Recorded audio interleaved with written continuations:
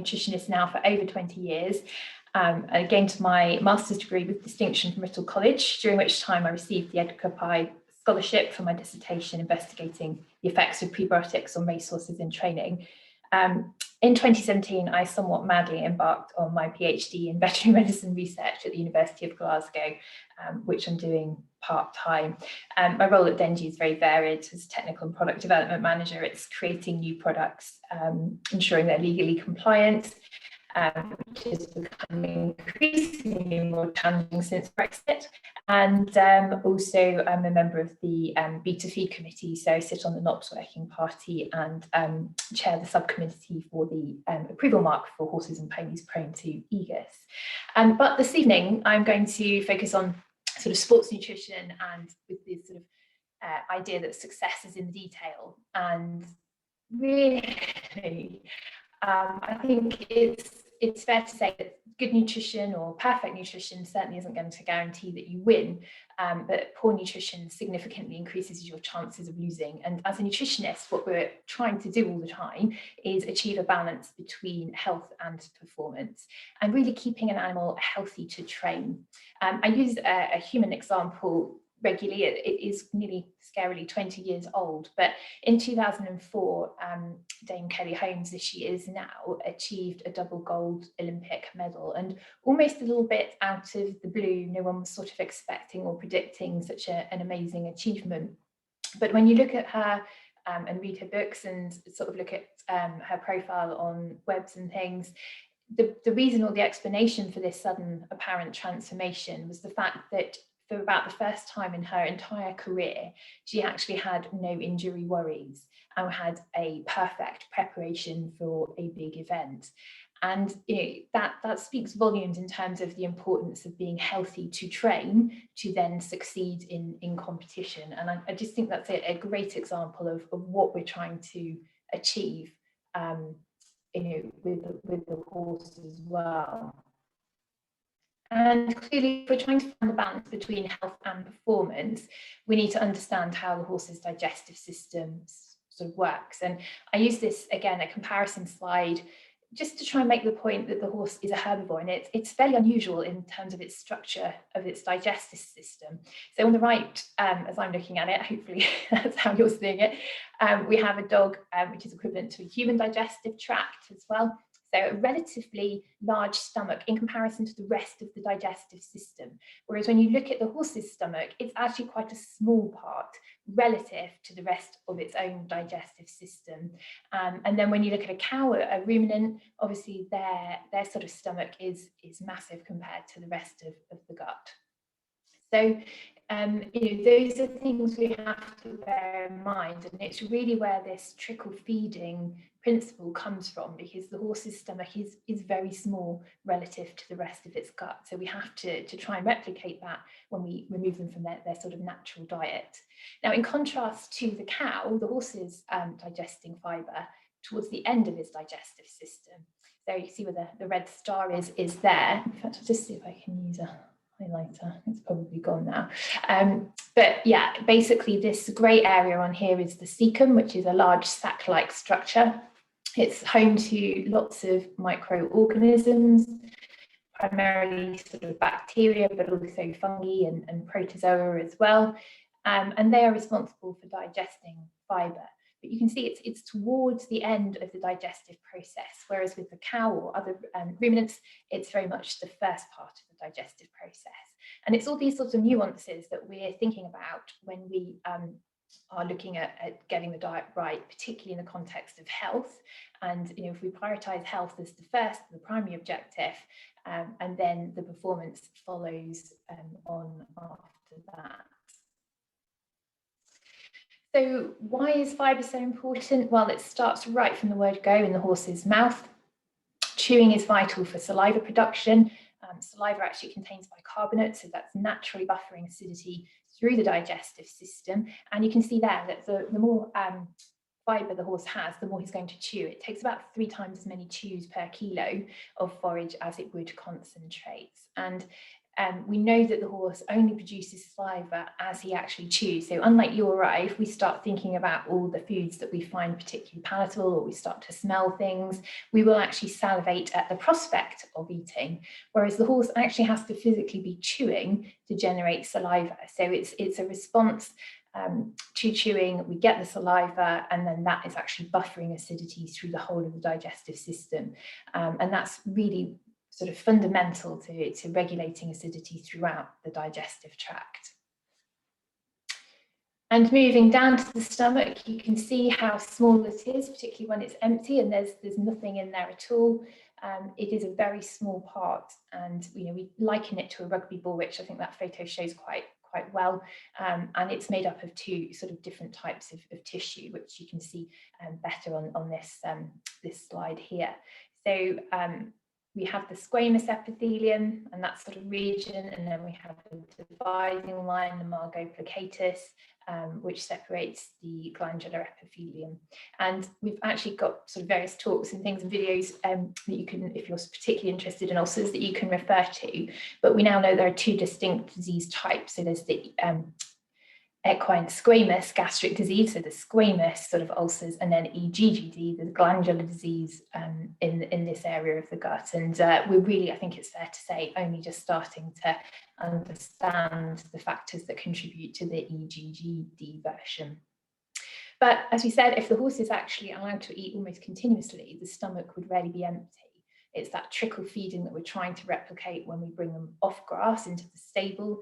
And it's important, it's helping to buffer acidity levels. If the horse is grazing, we know that the gastric pH, so the acidity level within the stomach, is around about 4 or above. But even just within a few hours of reducing feed or withholding the amount of feed that the horse can access, that acidity level can drop. So, increased acidity, the pH level will drop to around about 2. So the lower the number, the more acidic. 7 is around about neutral. And there have been various studies over the years that have shown the impact of different types of feeds. So 𝗿𝗶𝗱𝗲𝗿, 𝗿𝗏, even then the sort of gastric pH was 3.1. So better than when you don't feed at all, but obviously still not quite as high as if they were grazing, where you'd expect it to be around 4. And as a result of this, then they have shown in studies, again, when you bring horses off grass, then even just after 7 days of 𝗿𝗏, that squamous lesions can develop. And again, it's multifactorial, as Jess alluded to, things like pain and other activities, working at speed, etc. on an empty stomach. Even if your management and your feeding is great, these problems can still occur. So it's a very tricky problem to eradicate.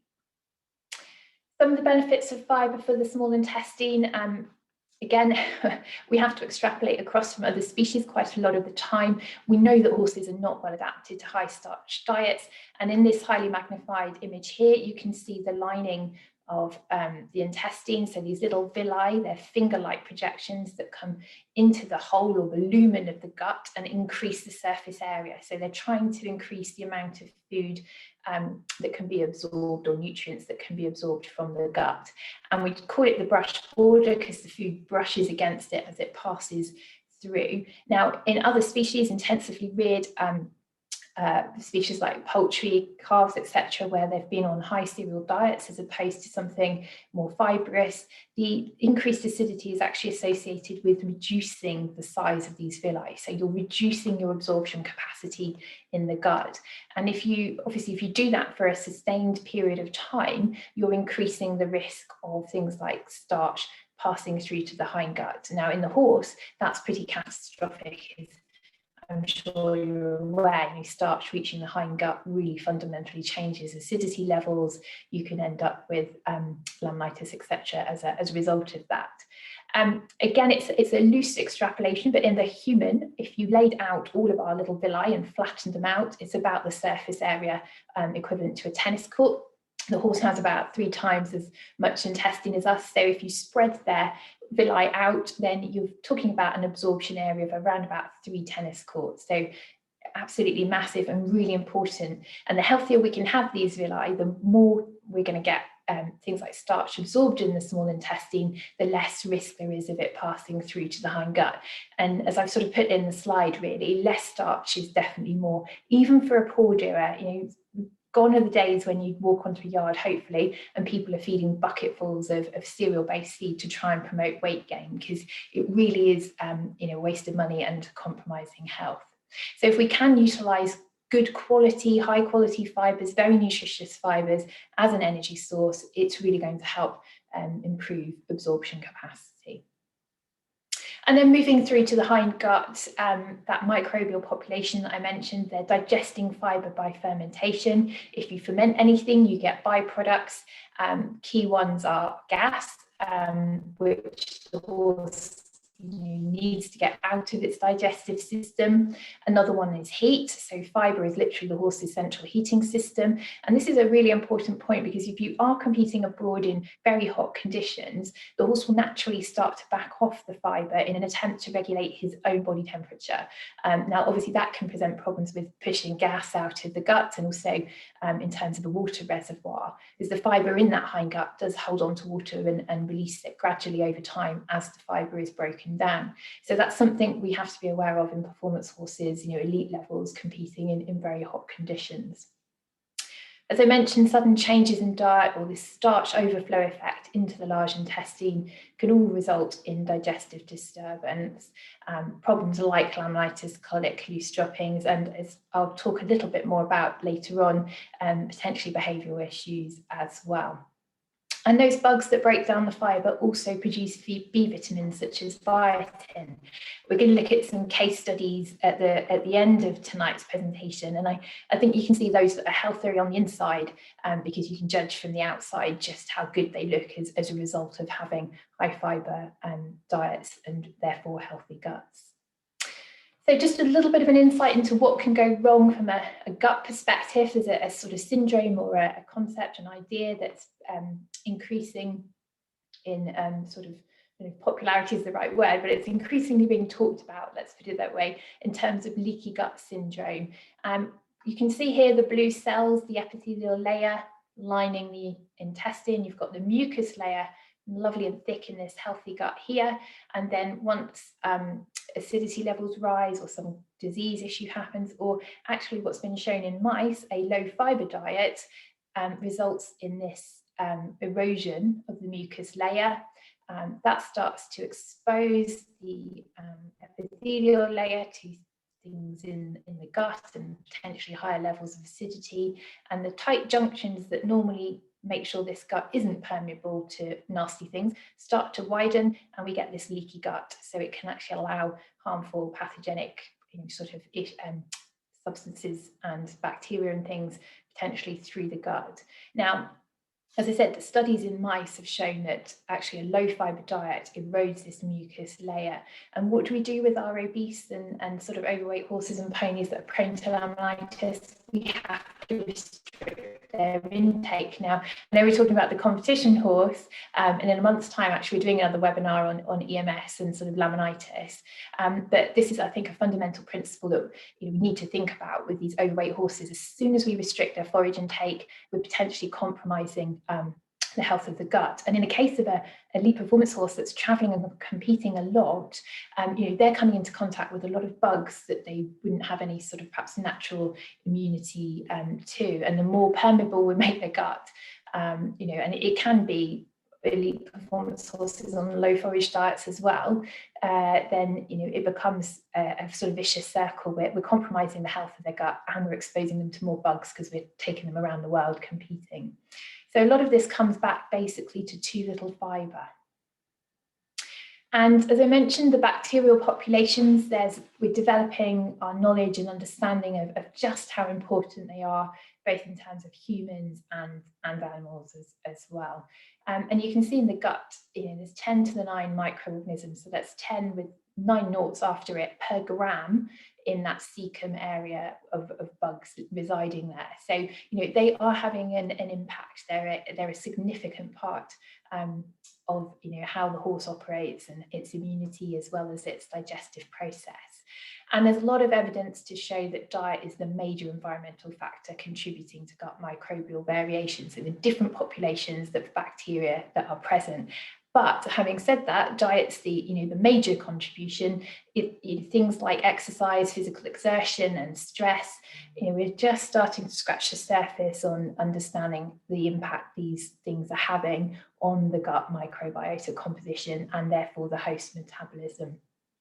And there's certainly suggestions now that the type and intensity of the physical training may also affect gut microbiota composition as well.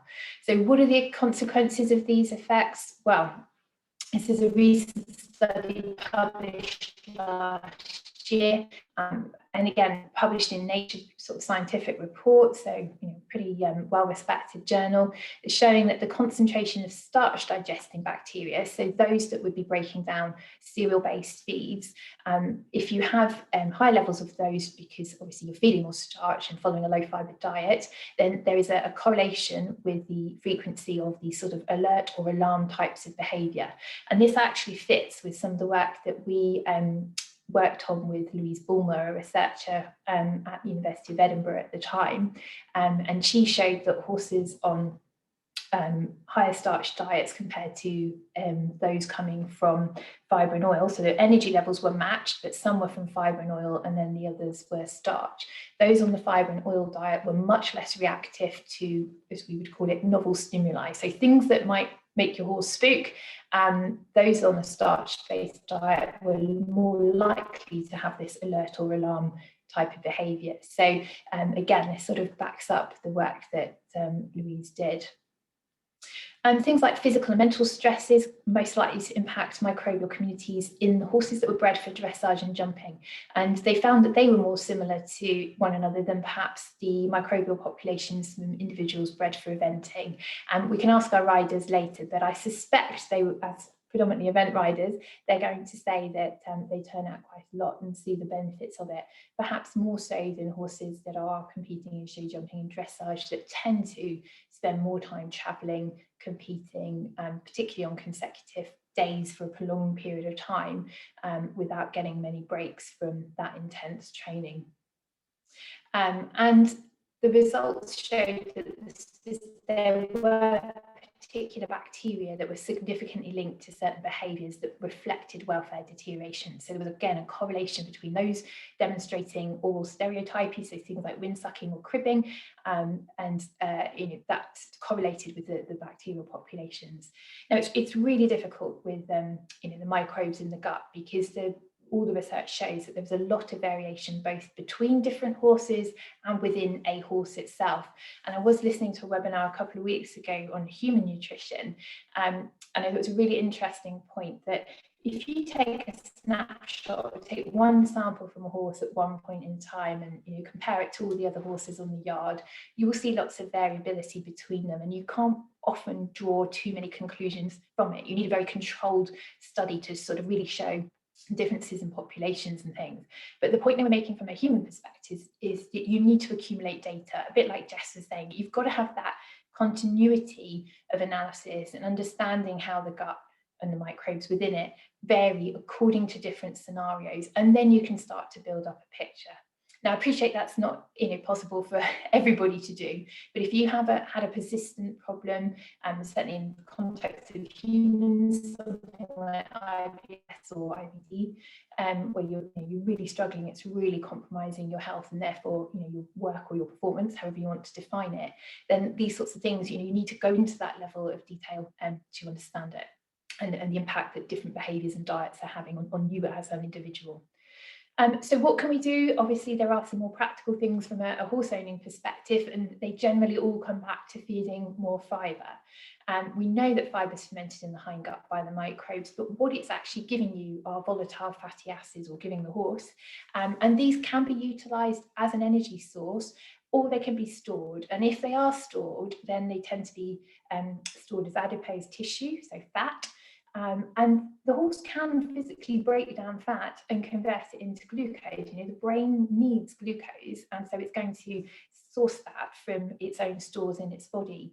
So a lot of myths that sort of perpetuate that you've got to have cereal feeds going into a horse that's in work, because that's the only way they're going to get their sort of quick release energy. Now, in some instances that is true, but generally speaking, you know, the horse is able to break down its fat and convert it to glucose. Okay, so just because you're not feeding cereals doesn't mean to say it's suddenly going to be short of the energy that it needs to gallop. There is there. It's not the most efficient process, but there is energy there and an energy reserve that the horse can call upon. And I think it's also, again, important to consider that forages don't just provide fibre. So this slide usually works better in a room full of people, where I can actually get people to guess out loud what they think this actually is, what sort of feed. We've got around about 2.75 kilos of fibre, some starch, protein, and we've got 3/4 of a kilo of total sugar. So that would include all your storage sugars as well. And about 45 megajoules of digestible energy, which is about 30% of the energy that a racehorse would require typically in a day. So as all your microphones are off, I will reveal the answer. And it's actually a 5 kilo hay net. So, you know, we've got, what, 3/4 of a kilo of sugar coming from our 5 kilo hay net. So high fibre doesn't necessarily mean low sugar. Okay, so again, we can have a forage-based ration that's high in fibre, but it is actually still giving you some of the forms of energy that the horse needs to be able to perform, you know, at speed to some extent. And obviously there are other sources of fibre available to us. And we've got a little scale here. You might just be able to tell that the one at the high end of the spectrum is actually sort of sugar beet shreds. And then on the far side, at the opposite end of the spectrum on the low, we've got straw and then grass and alfalfa in between. And digestibility is key here, because if you remember that big sac-like cecum in the diagram of the digestive system, that sac-like structure is designed to slow the speed of forage and fibrous materials through the gut. So the longer we can keep it there, the more time those bugs have to break it down and access the energy that's trapped within these forages. So if something's very digestible, it basically means it can be broken down very easily or much more easily, and therefore the energy is released quicker and we have time to grab it.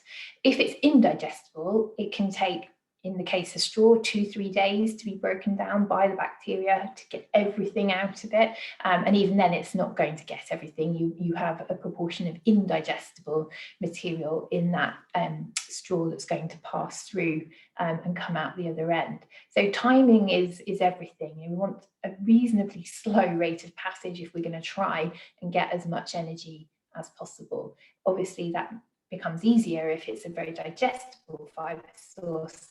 The gut can, the microbes in the gut can break it down much more quickly and get more from it. And that's really why sugar beet is at the higher end from the energy point of view, because the bugs can get more out of it in the time they've got available.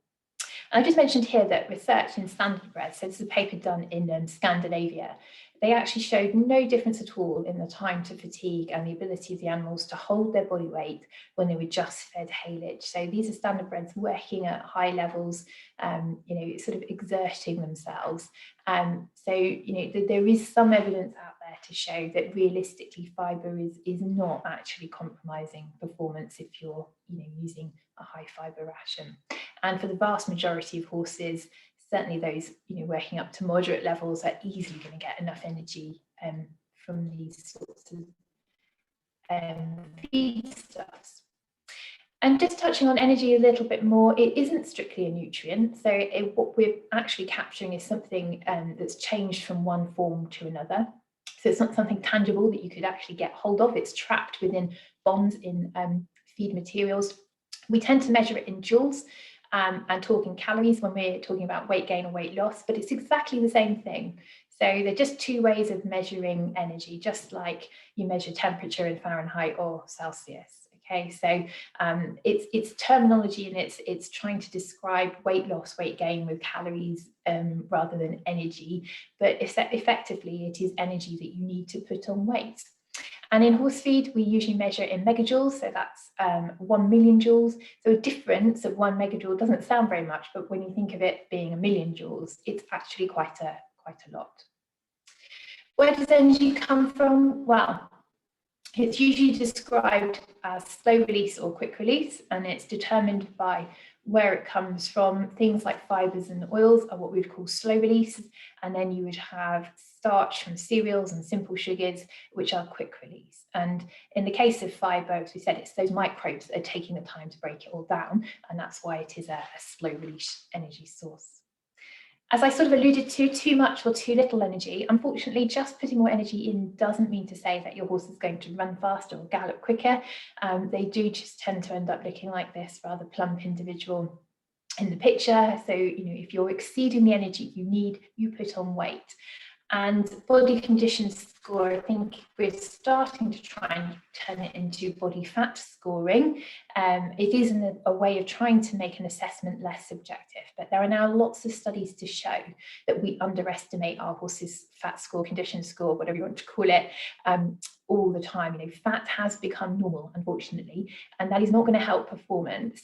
We've got some great case studies to show you at the end of what a fit, healthy horse should look like if you want them to perform.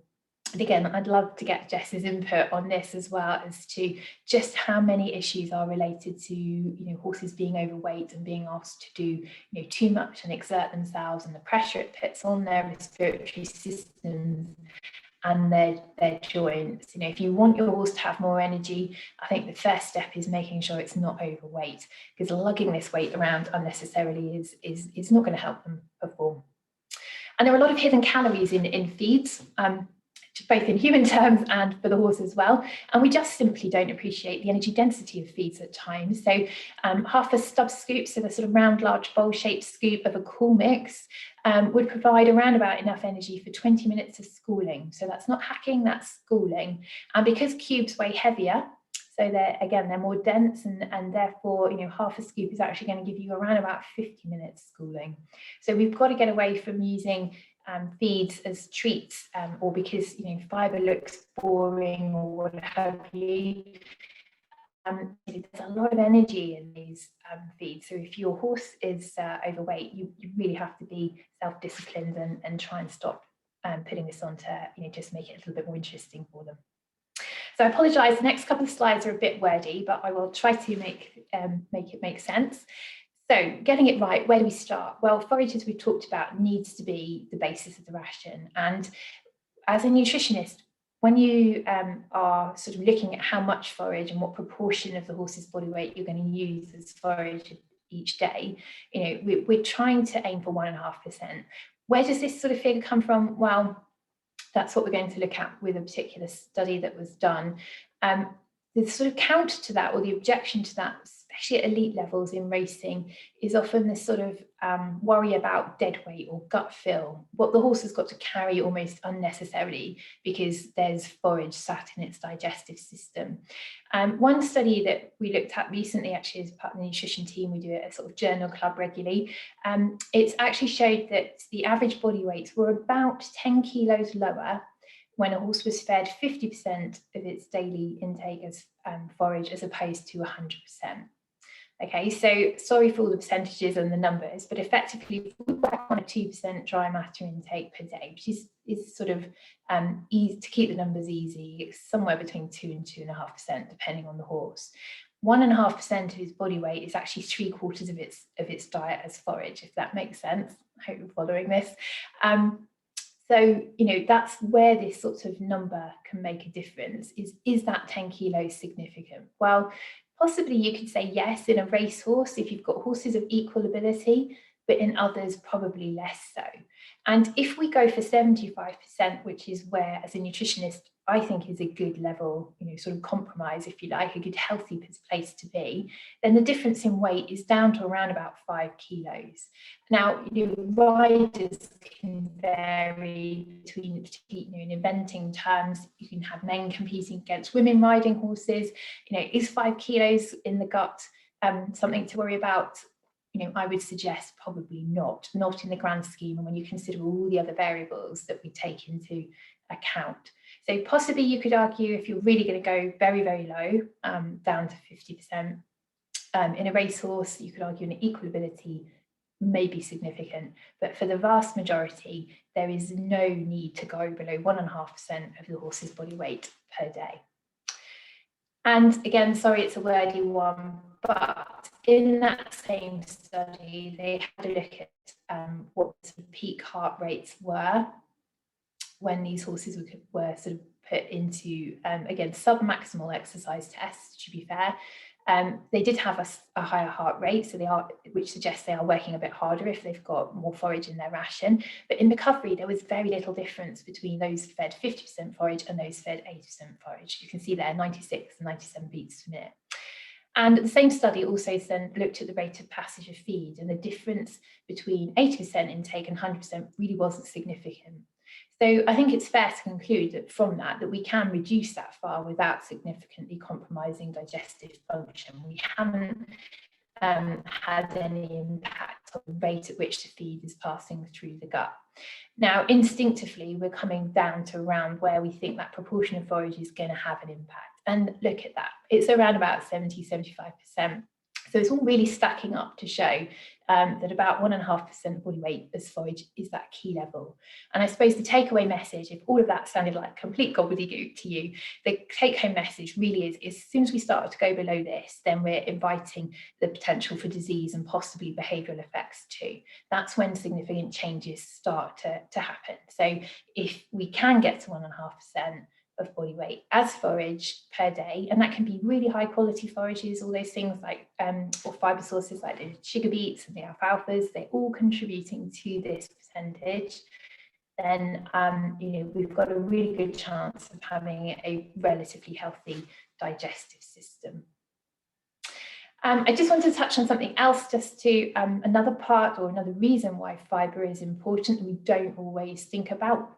And it's the lymphatic system. And in the context of performance, after exercise, the body has a lot of waste material, metabolites and things that have occurred through metabolism to get rid of. And I think it's just quite interesting, again, in the horse, you've got around about 8,000 lymph nodes compared to around 600 in a human, just to give you some context. But half of those are actually in the colon, and they work best when peristalsis, which is the natural movement of the gut, is functioning. So there is no sort of pump in the lymphatic system. You're pretty much reliant on movement and the horse moving itself or the gut within the horse to help push all of the lymph through the lymphatic system. So again, another reason why we should have plenty of forage or fibre in the diet. We want that gut to be working almost continuously, particularly in the context of clearing waste materials. Now, when you think about the performance horse, particularly race horses, they often go from standing to high intensity relatively quickly, and perhaps in the olden days more so than now, back to standing again and sedentary in a stable. So that cool down period is so important, and we should be looking at least 20 minutes from a horse that's been working relatively hard, and ideally longer. And if you can, turning them out for free movement after they've obviously properly cooled down, etc., is a much better way. Just allowing them to move around and naturally clear the waste products from their body, is really important. Plus, they're eating when they're out as well. So again, that peristalsis motion is helping the whole system. And we often say because there is no pump, then potentially filled legs or something like that, if they've exerted themselves and then are stabled for long periods, it can collect at the bottom, so in their sort of legs, and what we need is obviously horses like this one to sort of lay on the backs and put their legs in the air to help clear that after exercise. And all joking aside, I think it is important to be able to allow horses to have a good roll, and as long as it's not related to colic, obviously, time out to be able to do that is key. So again, getting it right, where do I start? If you're going to have a consistent supply of forage, then it's worthwhile getting it analysed so we know what we're doing and we can balance the ration properly. And obviously the better quality forage you've got, the better the horse is likely to do. And therefore you've got less reliance on other feeds. And for poor doers and those working at high levels, it's worth investing in some really good quality forage. Alongside that, we're trying to balance the ration. If the fibre is providing enough energy, then you can keep it very simple. All you need is a source of vitamins and minerals in the form of a supplement or a balancer, if you prefer, formulated for the level of work that you're doing. And only then do you start to need to use other things like oil for more energy if required. It doesn't have to be complicated. And just a little diagram of that really to finish off the structure of a healthy diet. You've got the basics of your building blocks at the bottom, starting with water. The forage, as we showed, hopefully it's providing some protein, energy, fibre, some vitamins and minerals. It's these that we're really short of in forages grown in the UK.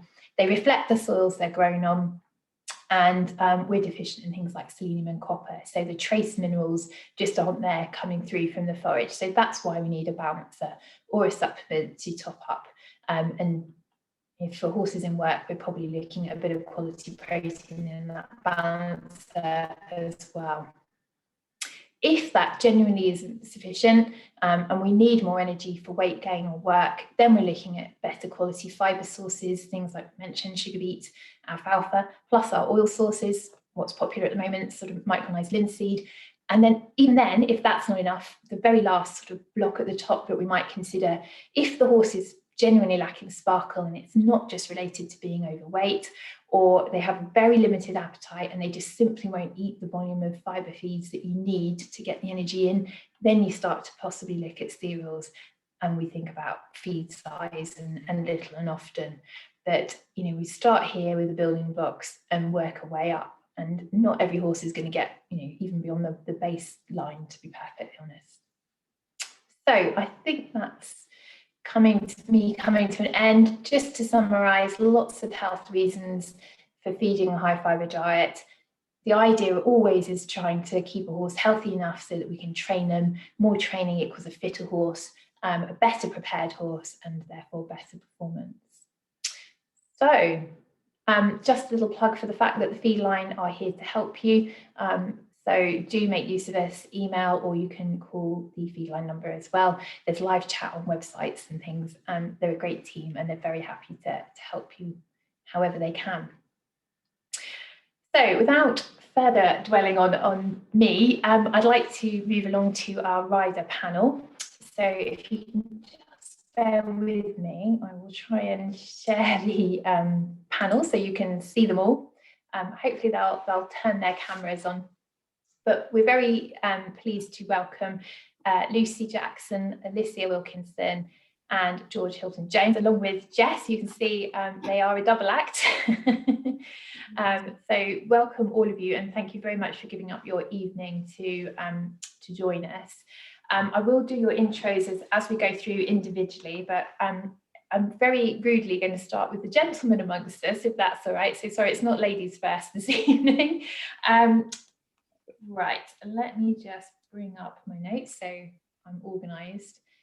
Right, so George, I've got a very short intro for you. I think I took it from your website, and it very modestly says, George runs a competition livery yard in the Northants Bucks border, bringing on young horses to school and compete, and has competed at CCI 5-star events, 𝗿𝗃𝗲 and Lamoulan. And we've got some very impressive pictures of you jumping enormous fences in a minute. But I just wondered if you want to just perhaps expand on how your horsey life under lockdown has been, and then perhaps introduce us to some of the horses that you wanted to share.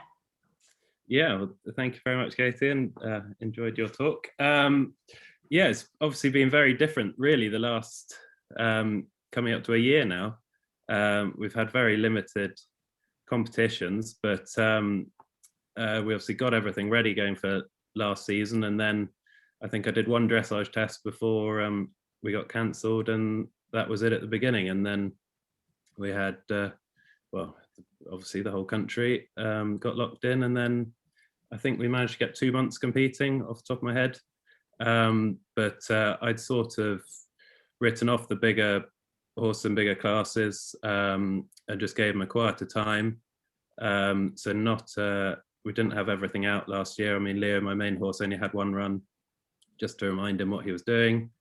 And then, yeah, some of the younger ones we've just managed to spend more time on, really. And then this winter, obviously, it's normally we get out show jumping and dressaging and doing anything really.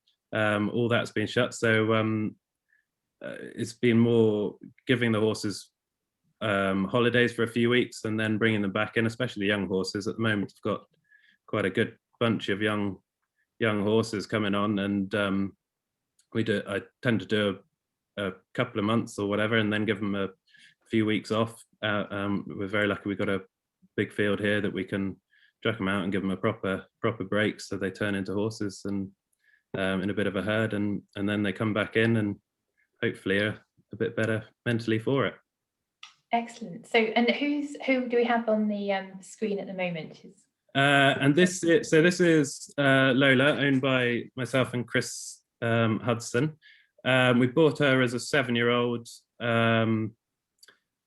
She hadn't done a huge amount. She'd done a little bit of show jumping in a sort of amateur capacity, but through their personal circumstances, she had to be turned away for a while. So when we got her, she'd just been turned out in the field for a few months, and as you can see in the pictures there, she was a little bit poor and light. She'd just been sort of not mistreated by any means, but she just had run herself up a bit light. She's a horse that is always sort of thinking and on edge, and if she hasn't got something to aim at activity, she just goes a bit light. So when we got her, we've just obviously spent a long time mustering up and things, but feed wise, we wanted to get her on a high oil, low starch to get her looking better, and so we went for the 𝗿𝗶𝗱𝗲 oil chaff with with some balancer and the alpha beet, to be honest, it's quite a staple food around here for me. I tend to put most of the yard on that, but for her it was ideal, and we actually had her on 3 feeds a day,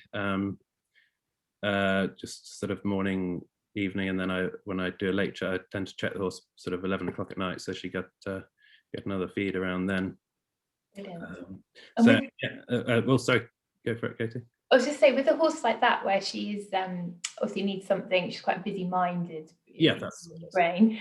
Do you find that the fitter they get, the harder it is to kind of keep them eating and things, or do you find that if she's occupied, she's fine, she thrives on that? Yeah, I don't actually really find that with her. I mean, when she came, she was a wee bit spooky and things, just mainly hacking and doing anything like that. So I was a bit worried about her getting too hot on too much feed, but actually these feed, she didn't do that at all.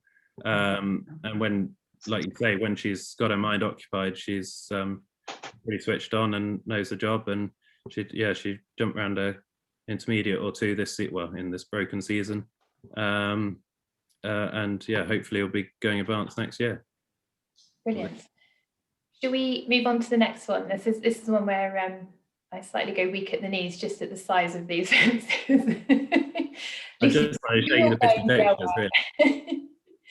So just talk us through, this is Leo, and where were you competing on him there? So this was barely 2 seasons ago. Obviously this year it didn't happen, and so this is one, he only had 1 run last year. Just to remind him, we went to Cornbury 3-star, I think it was, just as a little run, but so I've had him since he was a 5-year-old, and he is now 11, I think, off the top of my head. We did 2 seasons ago, we did Lamulin and 𝗿𝗶𝗱𝗲, and hoping to replicate that this year if we're allowed out, and everything going well. And he clearly has wings. I think he's flying over that white fence. Yeah. But how would your regime or your feeding regime change for a horse at this elite level, going around a 5-star? Would it change much, or do you stick to the same things? Yeah, so he's actually fairly straightforward to feed. Again, he's really on the alpha A oil balancer and the 𝗿𝗶𝗱𝗲𝗍. But I mean, when we're building up to bigger competitions, and I'm sure Alicia and Lucy will agree with this, but especially for the long format, it can take quite a lot, and it takes, obviously they need a lot of energy to go around a 12-minute track or however long they're going to be. So I tend to build them up to 3 feeds a day, sort of probably most of the season really, and then a couple of weeks before a long format, he actually goes probably up to 4 feeds a day, just trying to get the to give them extra feeds without increasing the volume of each feed. Just obviously as you've already probably touched on, if you feed them too much, it just ends up passing through them anyway. So we try and spread it out. So yeah, and he goes on to four feeds, especially when obviously we're having to gallop him probably every 3 days to get the fitness for, well, obviously not at the beginning, building up to galloping every 3 days. So it's a lot of energy he needs. So yeah. For sure. And do you use do you use haylage, and do you feed it ad lib, or do you limit it in any way? Or don't limit it. No, with haylage, but it's yeah, it's quite a low start. It's made by a local farmer next door, John Manning, and he I think it's left to dry a little bit longer than sort of if you went out and bought a small bale of packed haylage that you can get in anywhere. So it's probably somewhere between hay and haylage, I would describe, but it's brilliant. And yeah, we feed as much as he wants, really, as much as they want. Yeah, we tend to, it's a really interesting point actually, we tend to call them wrapped hays now, because they are pretty much dry to the point of almost being a hay, and you're not really getting that fermentation, so you don't get the levels of acidity that you would in a true haylage. So that's exactly what it is. Well, it's a great sort of middle ground, isn't it? It's not too wet, it's not upsetting the digestive system with too much water or anything like that. You're getting a good dry matter intake, but it's still nice and clean and really palatable. So interesting that you've kind of sought that out, and fascinating. And just with the horse like this, is there any sort of top tips for how you sort of got him to this level? What would be your piece of advice for someone aspiring to go 5-star? Any major top tips to get to the top on? Oh, crikey. Hard work.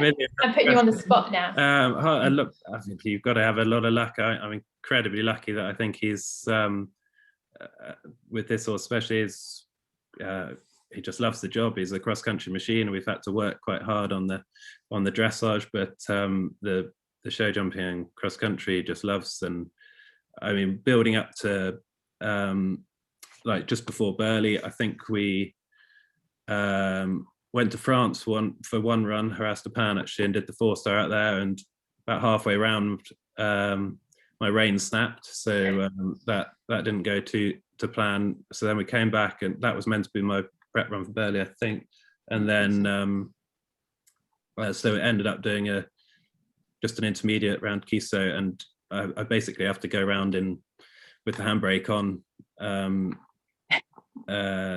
to try and to keep him in control, and then I get probably 1 or possibly 2 goes a season where I can let him off and let him do his thing. But the rest of the time we're just controlling and just getting to these points, really. And he clearly loves it. I mean, just flying over those fences, it's amazing, isn't it? He seems to enjoy it.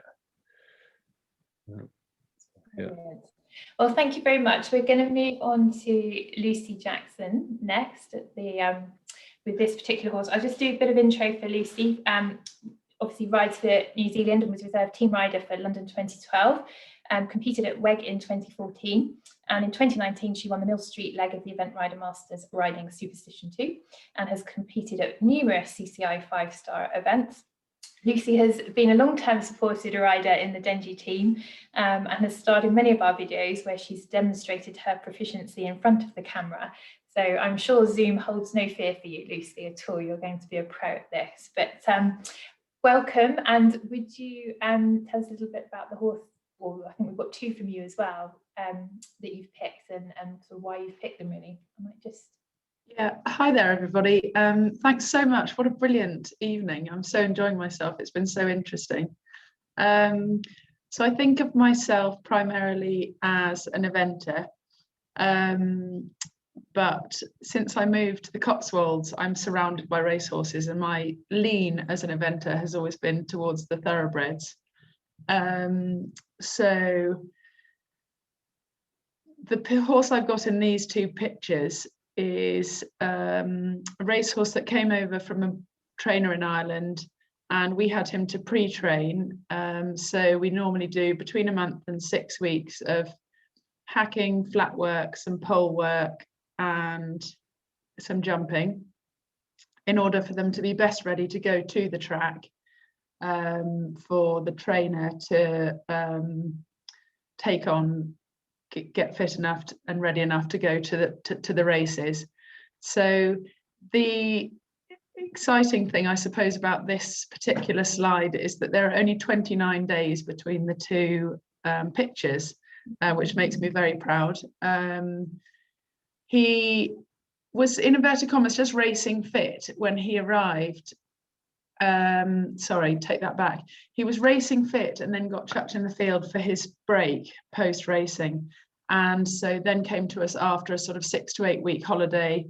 And a bit like George was just saying earlier, he just didn't particularly clearly do in the field, and looks, you know, happier, stronger, fitter, more toned in the second one. And it wasn't rocket science. We had him on a really decent Dengie diet of 𝗿𝗶𝗱𝗲𝗿. He gets alpha original, sugar beet, the performance balancer, and that's it.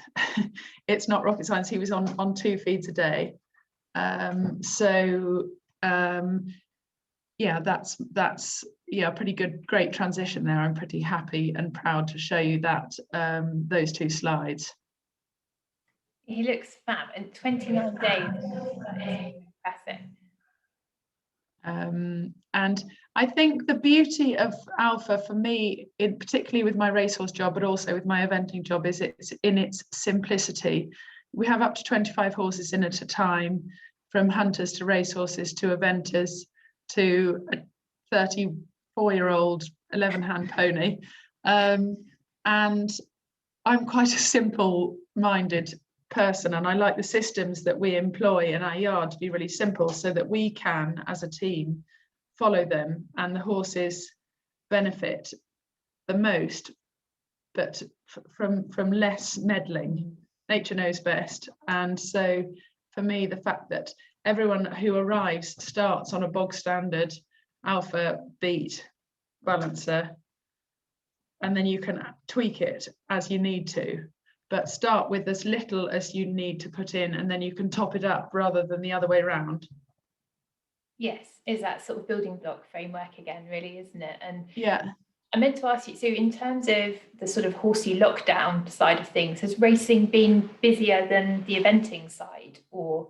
We've had a curious time with racing. Last summer, so at the beginning of, we thought it was nearly the end, but at the beginning of lockdown, as it turns out, we were busier than I'd ever been with pre-trainers in sort of June, July and August, and normally they wouldn't start until September. We think retrospectively this was the racehorses had gone out earlier, so we just about got Cheltenham in, and then it was locked down, so from March.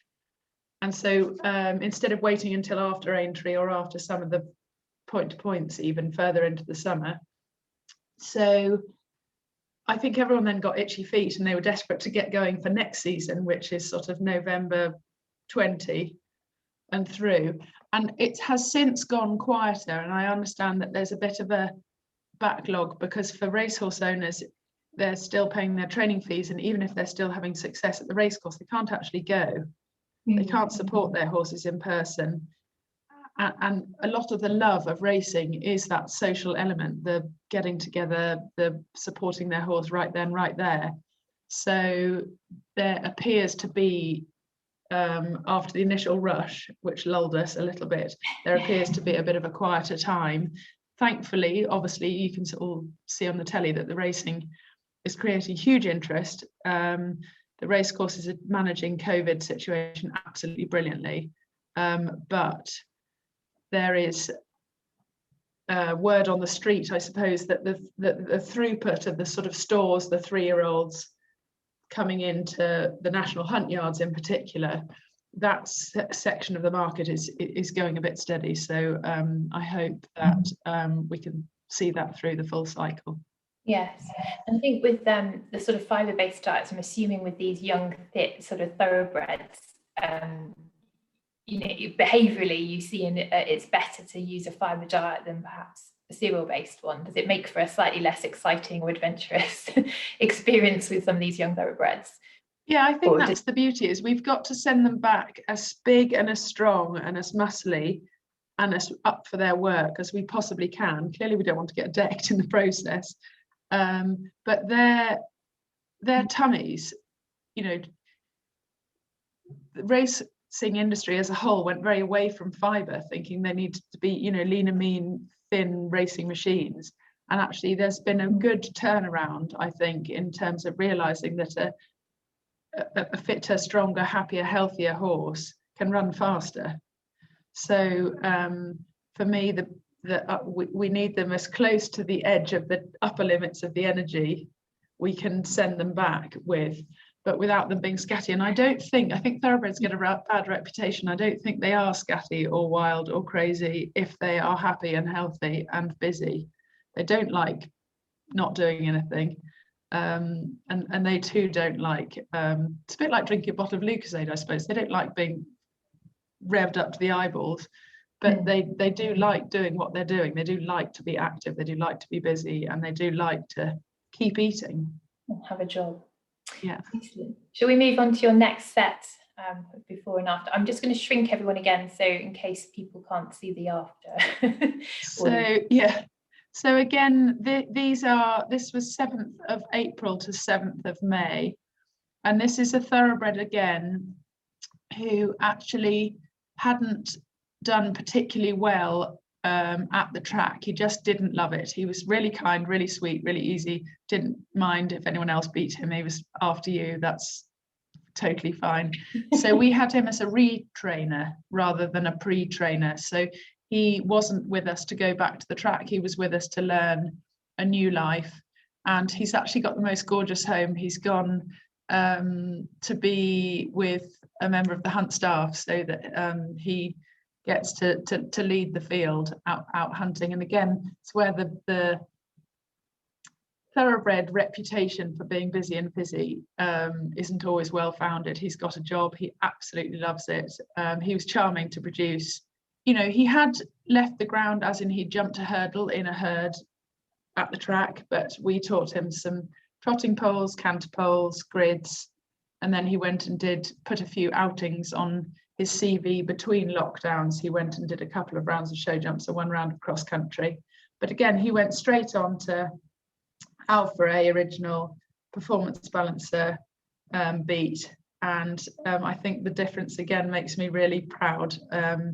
Summer coat helps, but muscularly underneath that lovely summer coat, you can sort of see the difference in his makeup, in his musculature, and from there they can thrive in whatever it is they want to go on to do. You know, give them a good base of solid core strength and muscle, and you know, he's got plenty of energy to do whatever it is that he needs to go on and do. I think the change in his neck is quite phenomenal, really, isn't it? And again, in such a short space of time, it's the transformation. And it was following a very simple recipe, you know, at 𝗿𝗶𝗱𝗲, as much turnout as you have access to at that time of year. But I think one thing I meant to say was that through our various lockdowns, which has added to the various challenges at this time of year with weather, and therefore the varying amounts of work, you know, we're not yet sure how much our eventers need to go galloping it's all quite unpredictable. And one of the beauties of the Dengie diet is that I haven't had to change very much, despite the fact that suddenly we've got 3 days where they're snowed. You know, I say snowed in, we did manage to get them to the walker.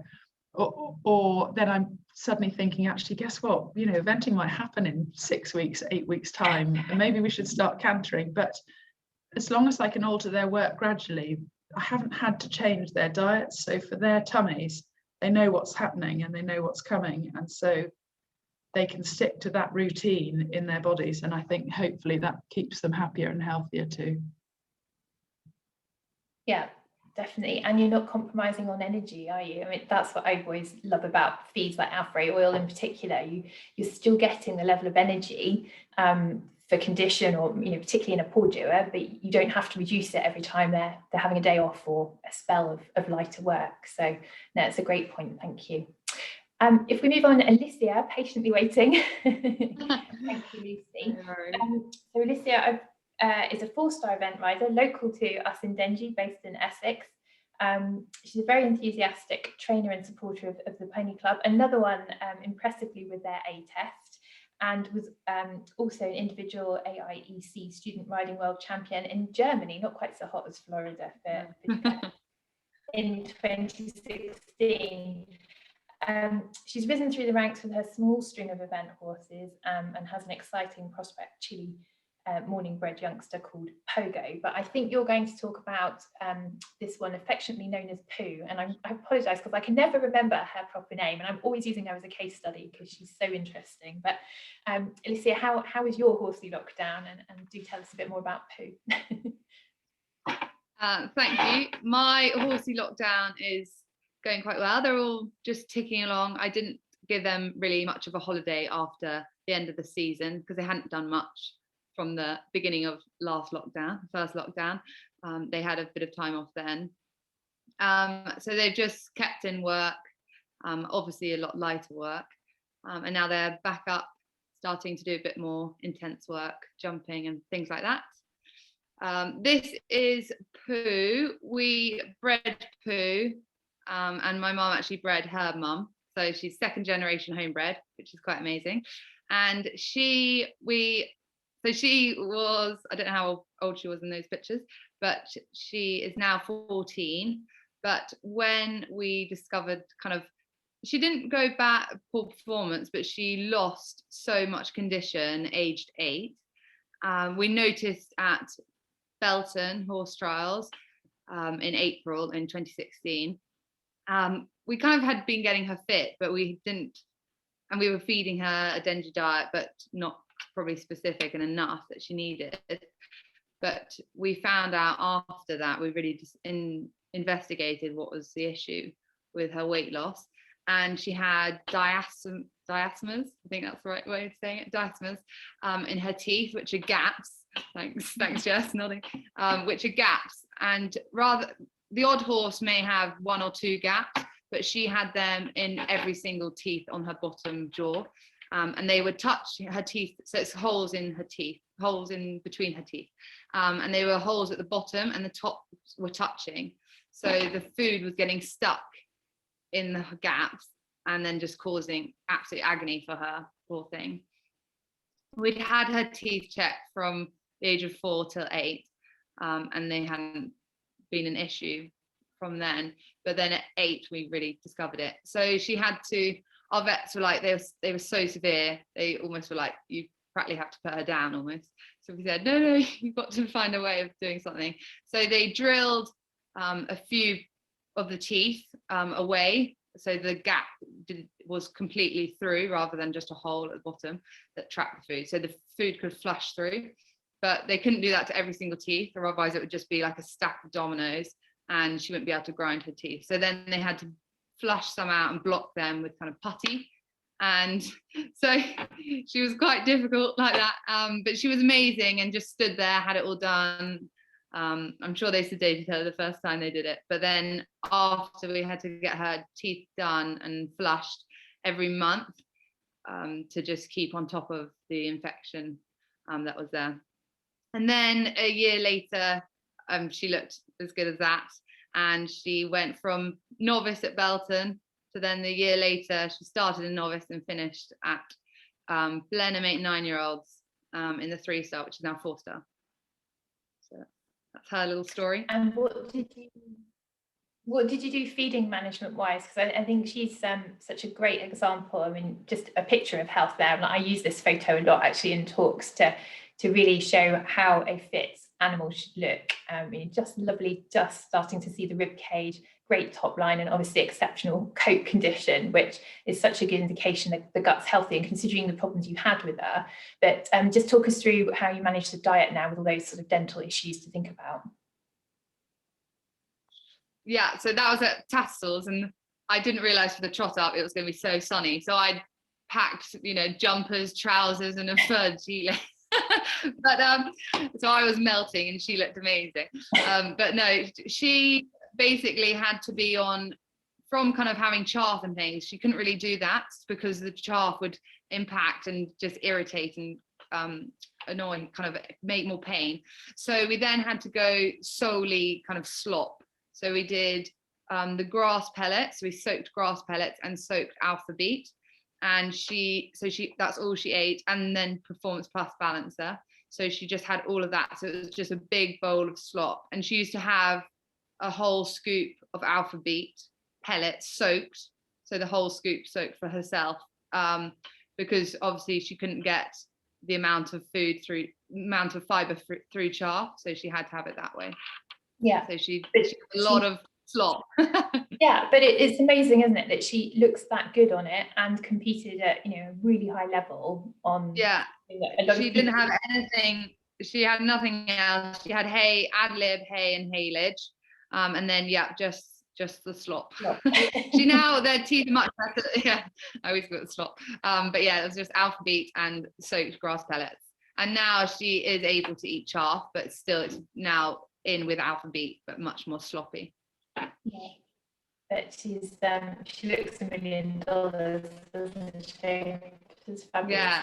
Annoyingly, I don't have a thank you for that. I'm just conscious of well, it's we can imagine, so when they can't eat, you know, effectively half of their ration, they lose weight pretty quickly, don't they? So it's just one, Jess, I think you're going to talk about that. George is on board, I believe, but this was an ulcer horse, is that right? Oh, I think you might be on mute. Sorry, yeah, on mute now. This is a horse called Will, owned by Laura Boardman. So yeah, he's quite an interesting one, maybe a bit of a classic one. So when he started eventing sort of properly, if you like, about 2 years ago, and after a few months into the season, just thought, you know, he wasn't looking a little bit like Alicia was saying, you know, he really wasn't just holding his condition as well as he should have been, you know, considering how the other horses were looking, although he actually wasn't, he was an owner's horse and wasn't on exactly the same diet as the rest of them, but he just a little bit like the classic, you know, didn't have that lovely shiny coat and was just running up a little bit light after each run, and it was taking quite a lot of effort to get the weight back on him in between. And he was fairly wild at the same time, you know, he's quite enthusiastic anyway, and he just sort of was getting gradually sharper, and actually we had a bit of a combination with him of a bit of a performance workup, and stripping it back and looking at his feeding really closely. So he did have gastric ulcers, and he did have an initial 4-week omeprazole course, which alongside changing his management quite drastically, and the ulcers cleared up pretty quickly. So he started living out overnight. So obviously his grass intake was massively increased, and he moved on to the alpha-A oil and the 𝗿𝗄𝗏𝗏𝗏, which I think we were worried might even be, you know, on the bag, if you looked at it just per kilojoule of energy, theoretically was higher than the cereal-based diet he was on before, but actually because it was so fiber based, he could just cope with everything so much better. And I think being out at night helped him mentally as well. I think he really prefers that to being in the stable. And once the ulcers had cleared up, so we do a second scope after 4 weeks to make sure that the treatment's done its job. But actually, just from the way he looked, you could tell that it was pretty unlikely that he was going to have any ulcers left. And I think he might have had one little one left, but compared to how he had been, he was brilliant. So he is still a horse that's a little bit more tricky to manage over the winter, because he can't be out at night because the fields just won't stand up to it this time of year. So we're sort of really aware with him that he gets his late feed of pretty much just alpha-A oil in the evening. So he gets a lot of fibre, and he's on his ad-lib forage as well. But you can still see an improvement in him from when he gets to go out overnight in the spring. But yeah, the amount the diet improved him, even though the energy content theoretically was or the same or more, but for his behavior he could just cope with that without having that fast release energy diet. Yeah, brilliant. And it's so good to be able to have the confidence to turn them out overnight and things like that, isn't it? And just for the better sort of management of the horse and the individual, not being almost too precious about some of our horses. Yeah. It's letting them be a bit more like a horse actually means you end up with a healthier animal half the time. Yeah, definitely. And I think the horses we have often at the eventers, they're quite fit. So if they can't cope with the sort of stable life, I think being out in the field does them so much good. Definitely. Brilliant, thank you. That's a really interesting one as well. We've got a little cute factor picture there, which I think is belongs to George and Jess. But if it's okay, I think we'll just move to the Q&A session. I'm conscious time's getting on a bit, but we've had loads of questions coming in. So we'll leave the cute picture up in the background whilst I bombard you with some of these. Jess, I think there's quite a few for you. If you don't mind. So I'll try and sort of group them together, but someone's saying, would you also look at sort of things like bridle fit? I think you mentioned the saddle, and could that sort of affect movement? I'm guessing yes, and the sort of position of the bit in particular. But yeah, it's really interesting, and a lot more research is coming out on bridle fit and pressure on the pole and over the TMJ, so the joints in the jaw, and sort of where buckles sit and where we relieve pressure points. So yes, definitely in cases where we've got neck issues or pole issues or dental issues as well, bridle fit, noseband fit and bit can definitely be something that's worth looking at as well. I think brilliant, thank you. Yeah, and like Alicia's case was really interesting with a good dental example that we can overlook and not see as being affecting their performance. Yes, on that note, do you think diastemas have always been there, or is it just one of those classics we're diagnosing them more rather than they've become a bigger problem or more numerous? No, I think diastemas in a young horse, like an 8-year-old, that's still quite uncommon. Did they say that with yours, Alicia? That it was quite unusual? Don't know. I can't remember. that many diastemas in a young horse, it's still relatively uncommon, but yeah, we've always seen diastemas, particularly in older horses. But I think they said it was uncommon having them. Sorry, they said it was uncommon having them kind of on every single tooth. They saw maybe one horse having one on, maybe one each side or something like that. Yeah. Definitely. And I think that we see them more in older horses when the root structure is less, because obviously the horse's tooth is constantly erupting. So the amount of root left in the jaw to anchor the tooth in place is getting smaller and smaller over the years. So the time we normally see diastemas or wobbly teeth or fractures or even tooth root abscesses are when the horse is a little bit older. So the tooth root structure is less in the jawbone. So they can get a little bit more movement from pressure. So that's, I think horses are also living a little bit longer, so perhaps that's why we see maybe some more of them nowadays. But using the soaked feeds are really helpful. We've got, you know, in the practice, quite a few older horses that we manage on pretty much 90% slop, as you say. Definitely. There's a few questions on ulcers actually whilst your mic's on, sort of thing. Would you just always scope, or would you start sort of treatments and 𝗿𝗶𝗱𝗲𝗍 and things and see if almost diagnosis by treatment, see if they improve? So my advice normally on that point is that the treatment is hugely more expensive than the scoping. So scoping's sort of a couple of £100, whereas a course of treatment's about £1,000. So to me, it can be a little bit of a false economy to treat and just see if they get better, because if you treat and there's no difference, well, you don't know whether there's a different type of ulcers, so the 𝗿𝗿𝗱𝗲𝗍 hasn't worked, so the type of treatment you haven't given hasn't worked, or whether the horse never had ulcers in the first place. So I think actually in the long term, you save money by scoping and making sure you get the treatment right in the first place, rather than spending about £1,000 or just over £1,000 trying a treatment that may or may not work. Excellent, thank you. And then just one more, do you have to wait for the horse to be unsound again if it's previously been unsound?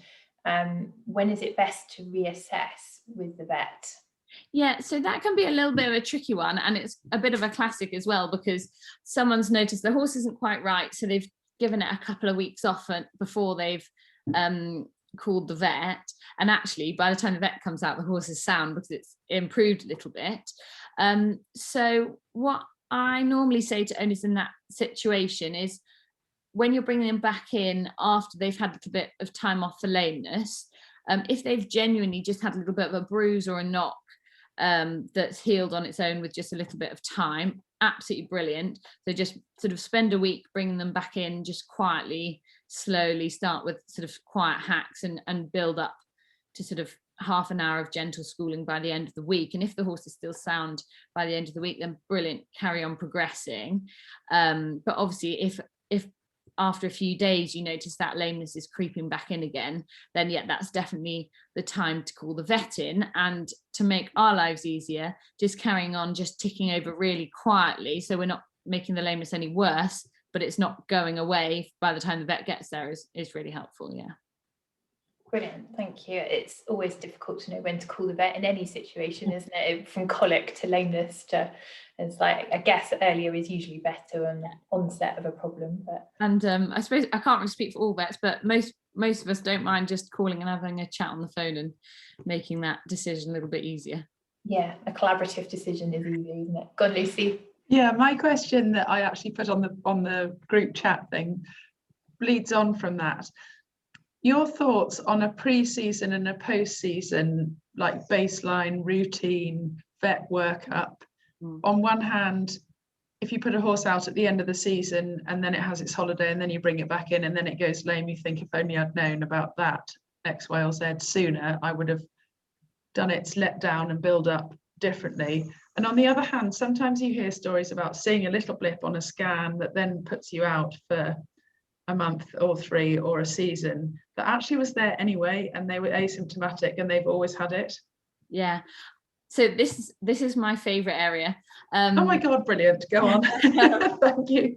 So I really feel that if we're managing particularly these higher level competition horses, it gives you so much benefit if as a vet you can make a bit of a relationship with the horses and get to know them and their limbs and how they move normally a little bit better. So in the practice I work for, we run a bit of a scheme where I do a pre-season exam and then see them again in 3 months for just a brief re-exam, and again every sort of couple of months throughout the season.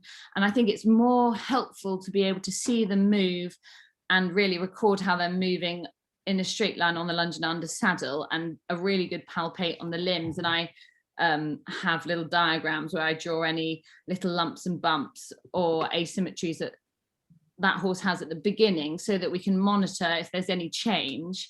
And to me, that change is more important than what we see, that because none of these horses are perfectly clean limbed that get to you know, once they've done this sort of amount of work and are good event horses.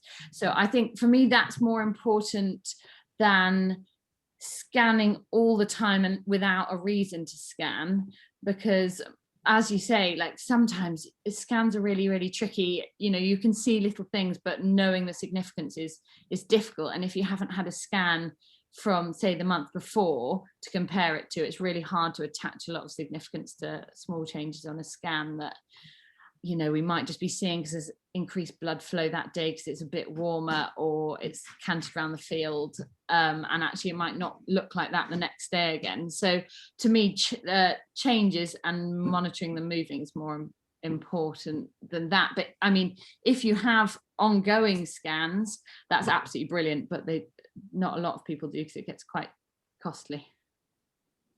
That's brilliant, thank you. All right. Just to round off then, as we are rapidly approaching 9 o'clock, and I'm conscious we've taken up lots of your time already, but we'll just to say to everyone in the audience, we will respond to all the sort of feeding questions and things in the coming days, so your questions won't go unanswered.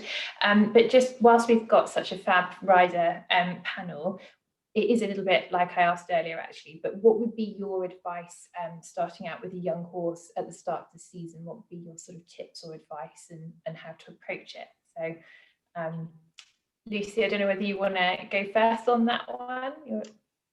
Yes, I think don't be in a rush. We all get so excited that this year we're waiting till April, but to get going and get registered and get out, we've actually got until hopefully October.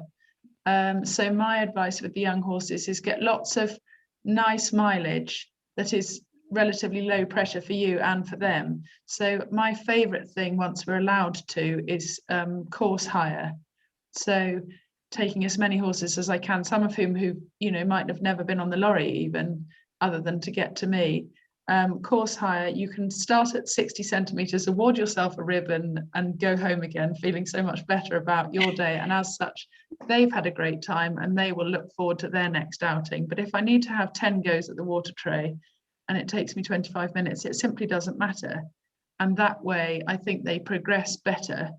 And then you can lead into some unaffiliated or some show jumping shows or some dressage shows and go cross-country schooling, and then look towards the middle of the summer before you're mad keen to get your boxes ticked as far as the entries go, because it's jolly expensive. So get all your boxes ticked and all your miles before you put it on their card even. Yes, and I guess ideally if you can take your trainer as well, I suppose, for extra confidence and advice. Yeah, definitely, and don't hesitate to video your little round at your training day.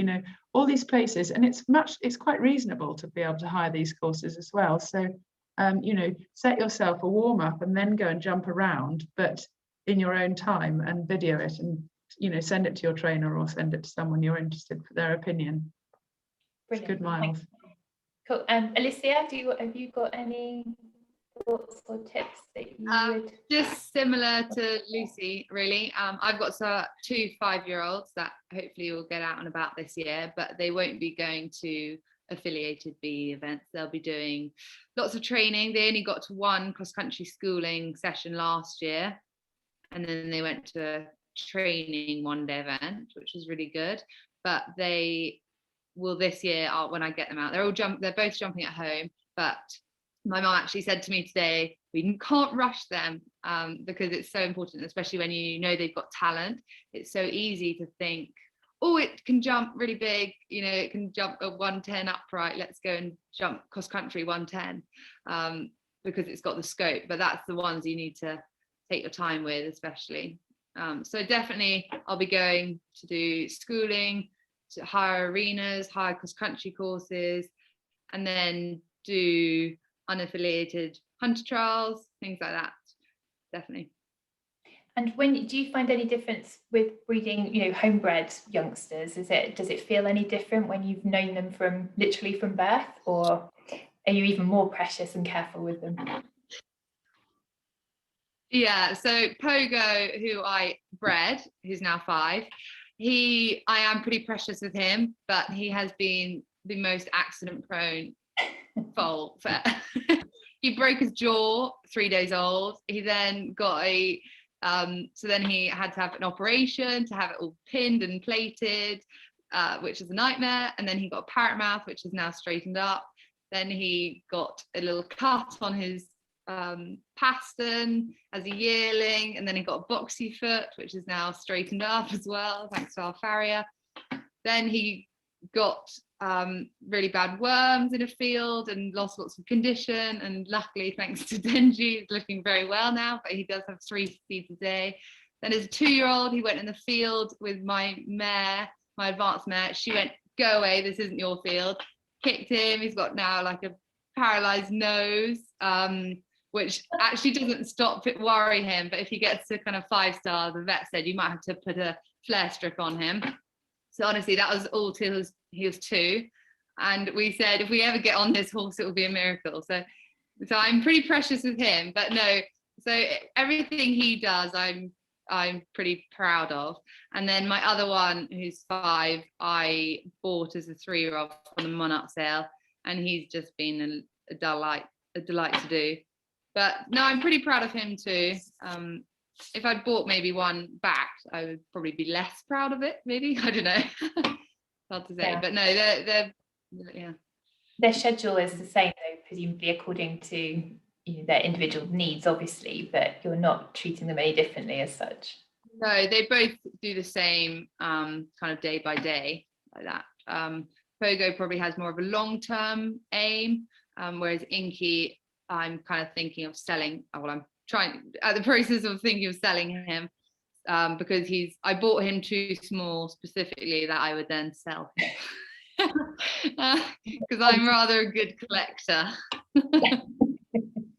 Excellent, thank you. And then George and Jess, anything you'd like to just finish off with, any tips or advice for someone going for the first time?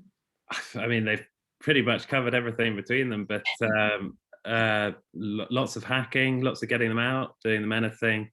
As Alicia is saying, I mean, I hate to have a stop at a B event, so I go cross-country schooling as much as possible to not guarantee, but make it as give you every chance of jumping a clear round. Go out show jumping. I mean, we're quite lucky in this area that we're quite central, so we've got quite a lot of big show jumping of places within an hour around here. Team chasing, things like that.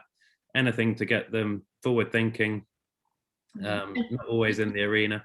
Yeah, do you have certain events that you would or wouldn't go to with particular horses on the basis of their don't think I have any particular I wouldn't go to, but I mean, Aston the Walls is such a good event. Nigel puts on at the beginning of the season,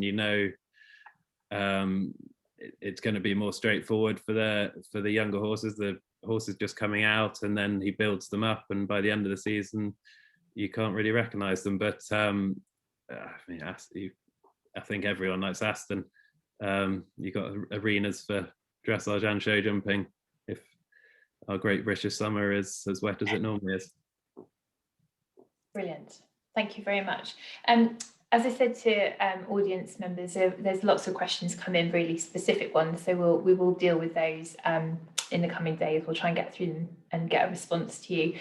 We have been recording this evening, so what we will try to do is make elements of it available just for people that have attended this evening. So if you have sort of missed any bits through technical problems, I think there's been a few emails coming in from people whose signal has let them down, then you can view it at a later date. So all that will come through to you after this evening. And it just really remains for me to say thank you so much to our panel, Alicia, Jess, George and Lucy. It's been a really fantastic evening. I've enjoyed every minute of it. And as I said at the beginning, it is a kind of substitute for not seeing people in person, but actually we've had over 150 people joining us virtually. So been well worth all the effort of putting this evening on, and we're extremely grateful to you all to give up your time to do so. So thank you for sharing your amazing horses and insights, and yeah, I think we will call it a day there. So thank you very much. Take care, everyone. Bye. Bye. Bye. Bye.